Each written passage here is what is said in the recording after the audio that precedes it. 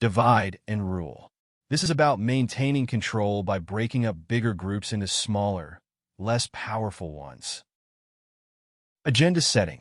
This is when the media can make certain topics seem more important to the public by frequently highlighting them. Appeal to fear. This approach aims to gain support by stirring up anxiety or panic in the audience. Big lie. This method operates on the idea that people are more likely to believe a huge lie because they can't imagine where to start debunking it.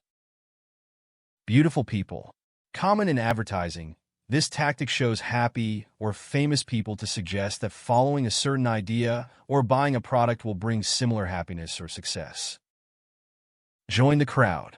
Here, audiences are persuaded that a movement is too powerful to resist, making it seem beneficial to be part of it. Inevitable victory. This technique encourages people to join a winning side, assuring those who are already on board that they're making the right choice. Appeal to prejudice. Using people's biases to add value or moral goodness to a cause or idea. Classical conditioning. This method links a natural reaction to a new, unrelated stimulus until the new trigger alone causes the same reaction. Cognitive dissonance. This plays on people's desire to stay consistent. For instance, if fans of a celebrity learn the celebrity supports a candidate, they may support that candidate too. Plain folks. This tactic makes the speaker seem like an average person with common sense, aiming to build trust with the audience. Politicians often use this by appearing in everyday settings doing regular activities. Cult of personality. By using the media to build a heroic, ideal image, a person gains public admiration and pushes certain viewpoints or policies. Demonizing the enemy. This involves portraying opponents as subhuman, evil, or morally wrong to create a strong divide. Demoralization. Targeted propaganda aimed at lowering the enemy's morale to encourage them to give up or defect. Diktat. A straightforward method where images and words are used to guide people into making specific decisions, leaving no other options. Disinformation. Intentionally adding or removing information in public records to create a false narrative, which can include fake images, videos, or documents. Using euphemisms. This softens harsh or offensive terms with mild ones to make them more acceptable. Euphoria. Creating a happy or uplifting event, like a parade, to raise morale or distract from other issues. Fear, uncertainty, and doubt. Casting doubt on a belief or idea by spreading negative or misleading information, often as a scare tactic. Firehose of Falsehood. Broadcasting a high volume of information rapidly and repeatedly across different channels, regardless of truthfulness. Flag waving. Justifying actions by claiming they benefit the nation or group, aiming to appeal to patriotism. Flack. Attacks aimed at discrediting or casting doubt on common beliefs. Foot-in-the-door technique. Often used in sales, where a small gesture creates a sense of obligation, leading to bigger requests later. Framing. Presenting facts in a way that shifts people's perception to favor a particular view in a debate or discussion. Gish gallop. Bombarding an opponent with complex or overwhelming questions in a debate, making it hard for them to respond effectively. Glittering generalities. Using emotionally appealing words that sound positive but offer no actual argument, just aiming to create a feel-good association. Guilt by association. Persuading people to reject something by linking it to a disliked group. Half-truth. A statement that has some truth in it but is incomplete or misleading, often using tricky wording or punctuation to twist the message. Information overload. When there's an overwhelming amount of information on a topic, it becomes harder to understand the issue or make clear decisions, creating an effect similar to secrecy. Intentional vagueness. This is when messages are made so unclear or broad that they can be taken in multiple ways, often sidestepping real concerns or questions. Labeling. assigning a negative word or phrase to a person, thing, or group. Latitudes of acceptance. To get someone to accept an idea they don't agree with, an extreme stance is presented first, making the actual position seem more reasonable in comparison. Another approach is gradually shifting one's viewpoint to align more closely with the target's beliefs. Limited hangout.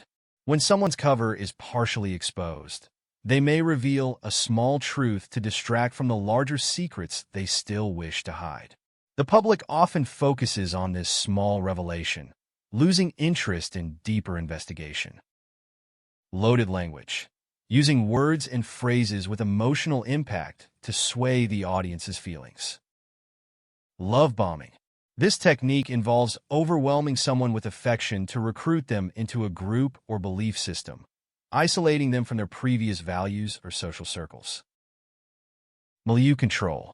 Shaping someone's environment and communication style through social pressures or group-specific language. For example, using group slang may help members recognize each other, but it could also isolate them from the wider society. Obfuscation. This involves making a message deliberately hard to understand. Operant conditioning. This is a learning method that changes behavior by associating it with rewards or punishments. Oversimplification. Presenting overly general answers to complex issues to make things appear simpler than they are. Paltering. Actively using selective, truthful statements to give a misleading impression. Pense unique. Restricting discussion by using overly simple phrases or arguments. Quotes out of context. Editing quotes to change their original meaning. Rationalization. A mental defense where people explain difficult or unacceptable feelings in a way that sounds logical. Repetition. Repeating a certain symbol or slogan so that it sticks in the audience's memory. Scapegoating. Shifting blame onto someone or a group, which can distract from the real issue or absolve responsible parties of guilt. Semantic satiation. Repeating a word so frequently that it loses its original impact, normalizing it in a way that reduces its negative effect. Smear campaign. A planned effort to damage an individual's or group's reputation. Testimonials. Quoting people, whether in or out of context, to endorse or support a particular idea. Third-party technique. Playing on the idea that people are more likely to trust a seemingly neutral source than someone directly involved in the issue. Transfer. Projecting positive or negative traits of one person onto another to either make them look better or discredit them. Unstated assumption. When a concept would be less believable if stated outright, it's instead implied repeatedly, so the audience adopts it without questioning. Whataboutism. Instead of refuting an argument, this approach attempts to undermine the opponent's position by accusing them of hypocrisy. Misuse of statistics. Presenting statistics in a misleading way to alter how people perceive an issue. Free lunch.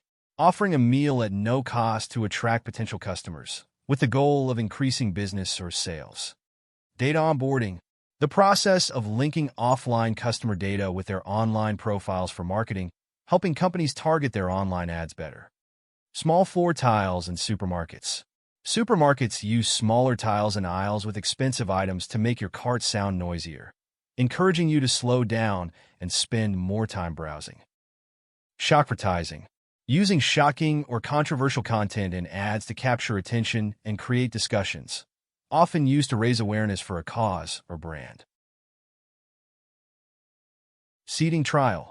Targeting specific customers with free products or samples to encourage them to spread the word to others.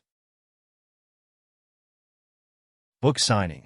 Authors sign books, sometimes with personal messages, to increase the book's value, especially for collectors.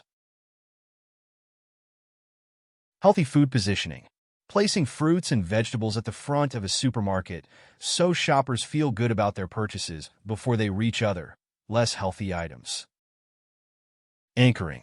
Showing a high price next to a sale price, so the discounted price looks like a better deal. Another method is showing a very expensive option next to the one the seller wants to sell, making the second option seem more reasonable. Kid height. Stores place products like candy or toys on lower shelves, making them easily visible to children, so they'll ask their parents to buy them.